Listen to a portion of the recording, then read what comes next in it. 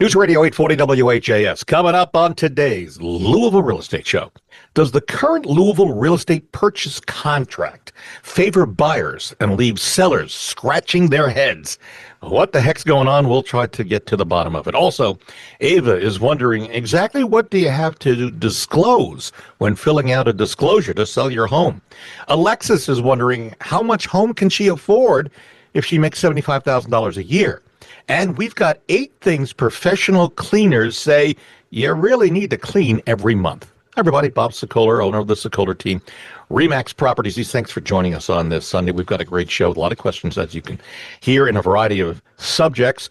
Joining us for the show, Randy Rocky. He is one of the head guys over at Swan Financial. Now, Randy does a great thing. They shop, he and his people shop the loan to get you the very best rate. And with rates starting to come down, this is the time you want to not only get the best rate, but also have somebody shop for you to get you an even better rate. So you can reach Randy and his folks at 645-0736.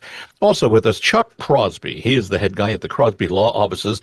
They do real estate closings for both buyers and sellers, and they specialize in title services, title insurance, and resolving title defects. Of course, we've told you he does wills, so important. Prepares and reviews deeds of trust, and other closing documents. You can reach Chuck for just about anything you need in the legal aspect of things, and if he doesn't do it, he knows somebody who does. You can reach him at 499-6360. And if you're thinking of buying or selling a home, I'd love to help you. I have a team of 10 agents who help our buyers, and I help the sellers.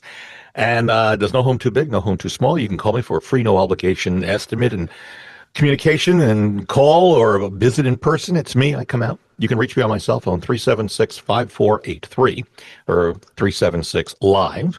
And go to bobsellslouisville.com and fill out the form, hit submit. And also for a free, no obligation estimate of what your computer is worth. We're using some AI, artificial intelligence technology. You can go to WeSellLouisville.com, click on the top of the page. We'll get an instant estimate of what your home is worth. It's a start, not an actual figure you can go to the bank on, but it is a start, and I can help you go from there. All right. Let us start our questions. We're going to start with Randy Rocky, but again, Chuck, you may want to jump in here as well. Randy over at Swan Financial. The first question coming from Jacob. He emails us that he has his house on the market and a contract from a buyer. The contract came with a pre-approval letter. This is important. Folks, if you're going to go shopping for a loan, you want a pre-approval letter if you're going to buy a house to have with you. He says the pre-approval letter, it says the buyer was qualified, this according to Jacob, to purchase the house. Inspections were good, appraisal was good. And then apparently the mortgage lender said something and finds out the buyer is no longer qualified to purchase the home. Now, that was 4 weeks after the initial contract was accepted. And Jacob is saying, well, wait a second. Why did he have to wait for 4 weeks for a loan officer to check out the buyer's credit? What was the pre-approval worth at the beginning of the transaction? Why did he get a pre-approval letter if this buyer wasn't worth being able to buy a house? What's wrong with the system, he says? What can be done? Randy, this is a problem a lot of people face. Sellers are aggravated. Agents are aggravated. What's going on with all this? Yeah, well, what happens is the market has been off. We're to the point where we're down about 350% loan officers from the peak in 2021. It's just a tough business right now. And what happens in that scenario is a lot of people throw mud against the wall and hope it sticks. A lot of loan officers, and it's a terrible disservice to so many people. So I would say there is every once in a while, Bob, you'll be in a situation where you have someone who lost their job. So you can't predict that. I don't think that happened in this situation, nor does it usually happen. It's just, unfortunately, loan officers that don't do their due diligence, and they hope once it gets into underwriting that they find a way to close it. And it's a terrible trend that's happening quite often now because people need to close business. We're commission-only reps, almost all of us, and they want to find a way to try to make a deal work when the person should not be pre-approved. What they should have done is do what's called a to be determined property. And if you have someone who, and this is what we do at Swan, who's a difficult client, then you send them all the way through underwriting, and get them totally clear to close minus appraisal, title, updated pay stub, and homeowner's insurance. And it's something we do, and we do it quite regularly. And it's the way to combat that scenario. Do you call it something different than a pre-approval? Because obviously you're going a much further distance to get things done. Is it above and beyond? Oh yeah. So what we do in that situation is we don't have to do that. Like I said, we do it, but what we do in that situation is tell someone, hey, we tell the listing agent when they make a proposal that, hey, the person has been totally pre-approved through Fannie Mae, Freddie Mac, FHA, whatever, and minus these 4 things, and that's it. We've already got them clear to close minus these 4 things. So yes, we do that in that situation, but you know, and sincerely, our company is probably maybe 1 out of 200. That You have does the it, scenario that you just talked about, Yeah. but in a lot of our competitors, 1 out of 4, 1 out of 3 that they're doing this, and it's terrible for our industry, and it's something you're very frustrated with, and a lot of real estate agents and title companies. You know, Chuck pulls title on them, and that costs him money. Yeah. He knows all about it, and you know that cost him money, and now he's out that, and it's a very real problem, and the only solution is know who you're dealing with. Yeah, so Chuck, let's talk about, is there anything, I'm opening a can of worms, folks, is there anything that can be done legally against the loan officer who just fictitiously puts together a pre-approval letter, sends it out, and then finds out the buyer isn't worth it? I'm talking on behalf of all sellers out now there who might be aggravated. Yeah, and you're using a lot of conclusory terms when you're saying that. So you've got to take into account that we don't know what this loan officer did. We don't know how far they went. I can tell you that a lot of pre-approvals have all the weight and authority of a WWE referee. They just don't mean a whole lot. Now, this process that Randy's talking about, my God, and it seems like that would, if you were to do that at the very beginning, it seems like once you've got the property, it'd make it a really quick close. But so I don't know that the loan officer did anything out of the ordinary. Okay, but let's say he did. Well, the fact is there's no contract between him and the sellers. So there's nothing that the sellers could do directly to him. Mm-hmm. He was just wrong. Or he maybe have been a little slipshod, or it may have been, unclean hands. Who knows? To prove that would be pretty difficult. Mm-hmm. Okay. Yeah. But if they wanted to go against the sellers, that would be an angle to go to. And if the loan officer, who will probably not have a whole lot of loyalty if it got that far. You mean go against the buyers if you want to go directly against the buyers? Yeah, but you get to have discovery. If you sue the buyers, then you get discovery, and you can subpoena the loan officer, and you can get all that information. And if the loan officer pops up and says, "Oh yeah, they told me that they needed to be denied, so I denied them," well, slam dunk. You got damages against the buyer at that point. Bingo. Yeah. But not going against the individual loan officer. Plus, my bet is he's acting in a corporate capacity. So, that's just too much in my mind. Well, we've got another question that actually piggybacks off of this. But first, let me just point out, if you want to see and or hear a replay of this show, because I know we got a lot of stuff that we talk about, like what just happened, go to LouisvilleAnswers.com, and you can see some of the shows, including this one that will be up there waiting for you. And by the way, to see and hear our reviews, because I'm really proud of what we do, go to LouisvilleGoogle.com or LouisvilleZillow.com. And coming soon, a new book that Randy Rocky and I are writing. It's called Chuckisms. After 10 years of doing this show with Chuck, the WWE that and the nacho taco radiator nachos. Yeah, okay. All right, we move on. I'm sorry. I just had to go there because the title would work. Chuckisms. Yes, have it. Very well done. I'll write the forward to you. There you go. Okay. All right. Chuck Crosby Law Office, Abigail. You'll see how this ties in. Selling her home, Jefferson County. Her agent brought her a contract from a buyer whose buyer seemed to want the house. They did inspections, a number of items on the repair request. Abigail did the repairs happily. Appraisal was fine, and then about a week before closing, the buyer apparently got cold feet, said she did not want the home. Abigail was shocked, dismayed, And in this email, she says that she would not release the buyer from the contract without damages because she's been off the market for 3.5 weeks. The next thing Abigail knew, her agent sent her a denial letter from the mortgage company. Does this sound familiar, folks? Yes. Abigail is shocked and angered at the process. It looks like the buyer went to her loan officer and asked her for a denial letter just to be able to get out of the contract. So in this case, Abigail's wondering, well, what legal action can she take? We basically answered that already. There's really not something you can do against the loan officer. And not all actions have to be legal. Well, let's back. That sounds bad, doesn't it? Yeah, that does sound bad. You're hiring a couple of people from Jersey to come down and rough up the. Okay. Yeah, well, I do know people. Anyhow, there are things that you can do other than taking legal action, and things like filing complaints. The CFPB, albeit pretty well gutted at this point, it does still exist. It may come back. There's got to be boards at whatever mortgage company that handle ethics and or policy. I am betting that it is not policy at any mortgage company to deny a person based on their request to be denied, so that they can get out of a contract. That just doesn't seem like something any company would allow. So, contacting them and saying, hey, I'd like to make a complaint. We think this, that, the other thing. Again, the issue isn't so much against the loan officer, but against the person who, with unclean hands, tried to kill a deal. Good faith is presumed in a contract. If you, pull out the, oh, hey, I can't get approved because I just went and bought a car, kind of thing. And I've had people do that where they've said, okay, I need to get out of this contract. I'm going to go buy a car and get denied. Well, first off, I don't think you're solving anything because you're going to have, that's bad faith.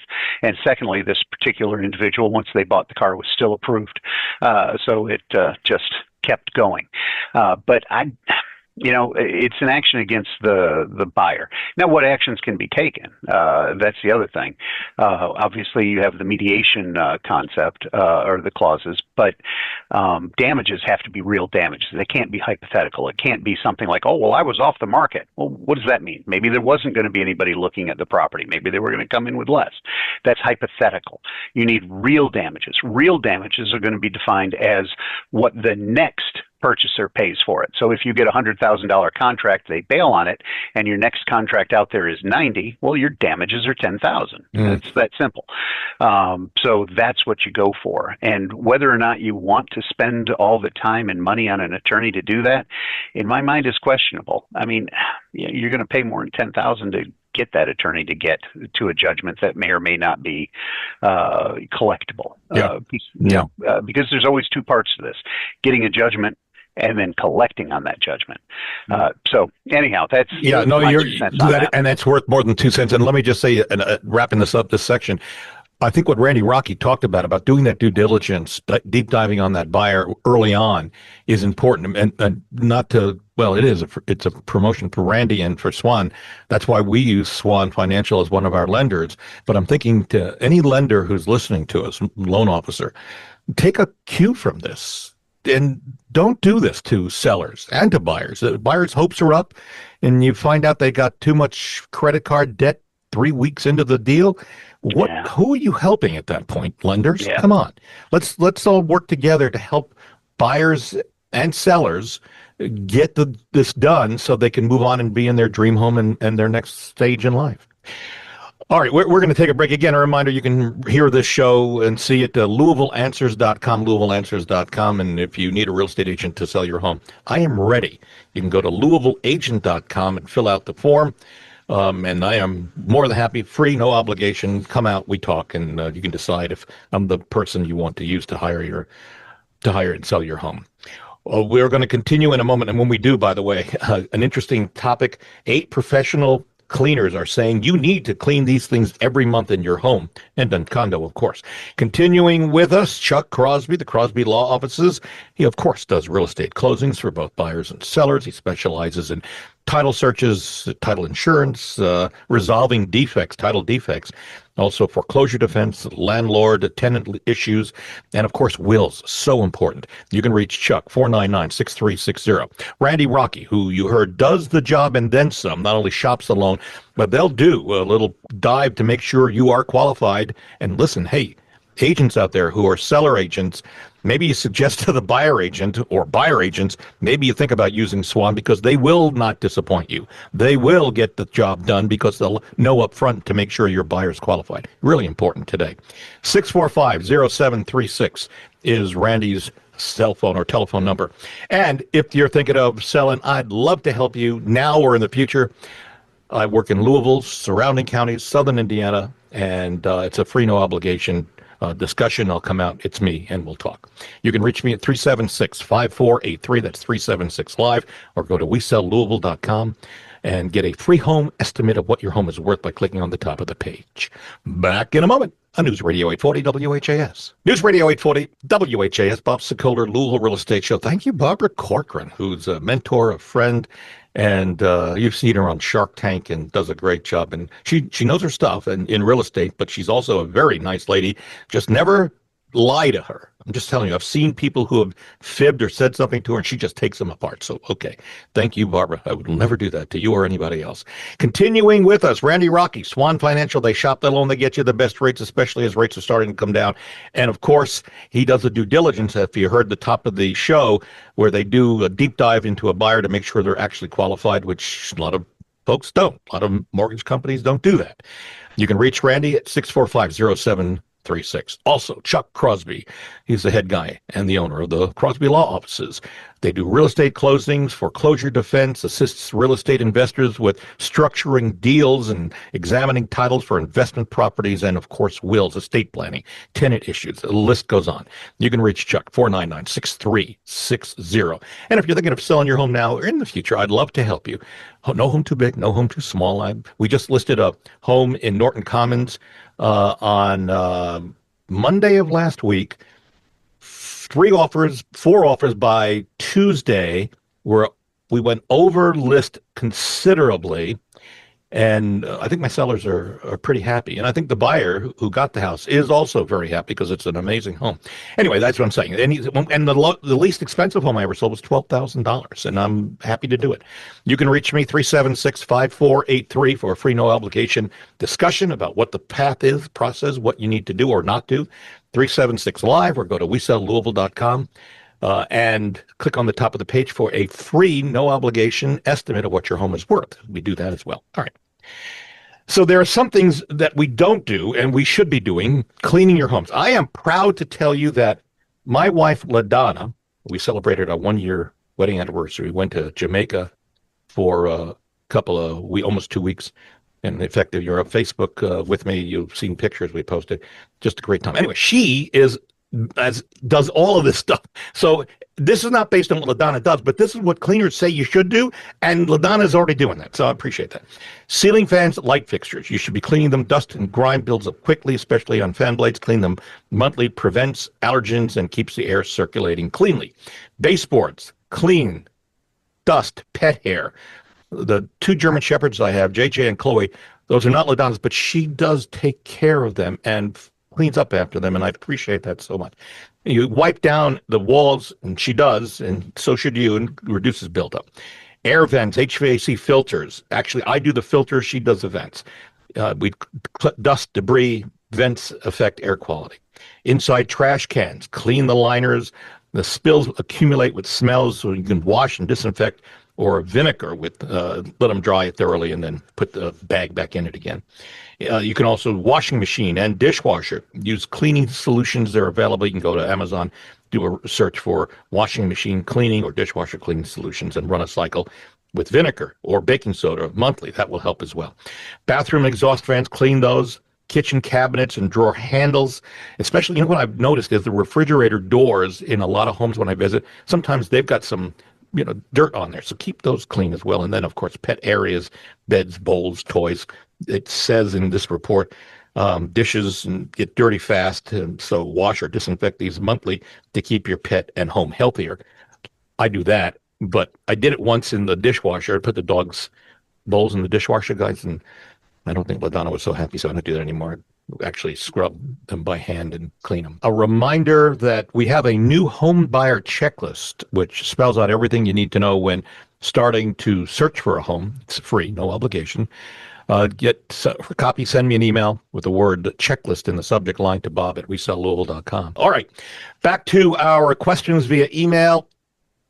Alexis is a first-time home buyer, and she is wondering in this email, how much mortgage can she afford? Randy, Rocky, Swan Financial, she's been told it depends on her income, her debt, credit card score, expenses, and the like. She does have she doesn't have a lot of debt, I should say. She makes 75 grand a year, and she's wondering what price point should she be looking in? What would you say? Did you say she does have credit card debt? Does not have credit card debt. Okay, no. Yeah. So at 75,000, you're looking at about 6,000 a month. So at a conservative 40% debt ratio, debt to income, it'd be payment around 2,400. So we're looking at about a house around, if say they put 5% down, somewhere between 300 350,000.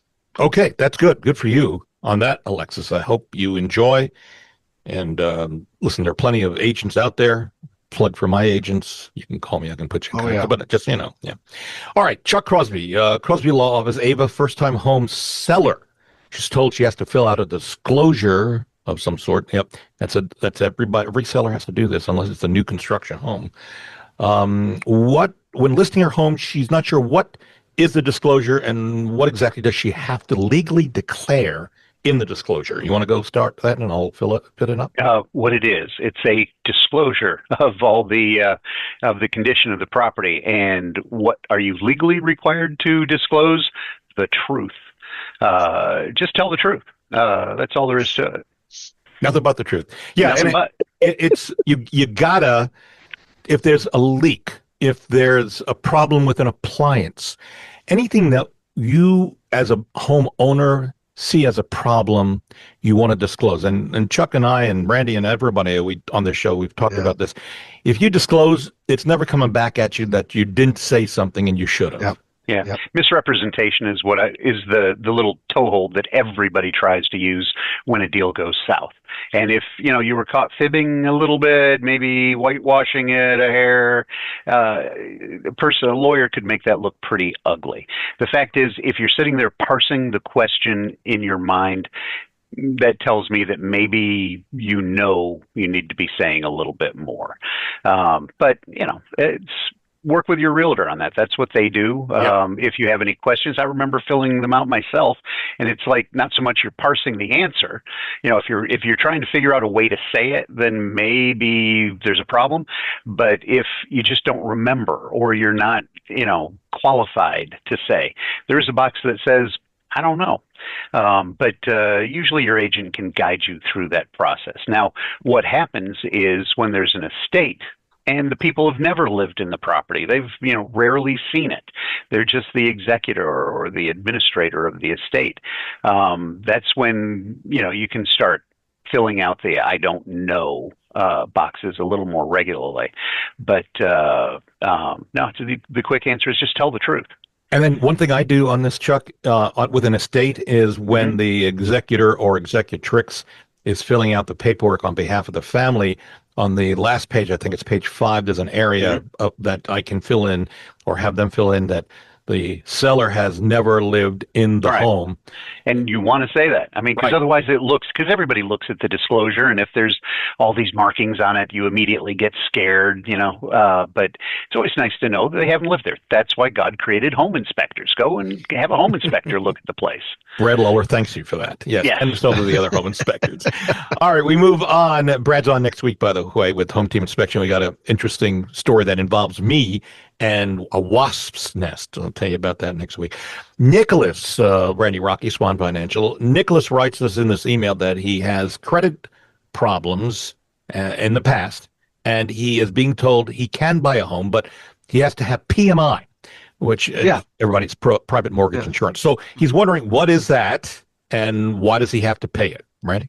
Yeah. So usually it's someone that puts 20% or less down, and quick example on FHA or conventional, really, actually both. The lender has more risk if you put like 5% down over 20%.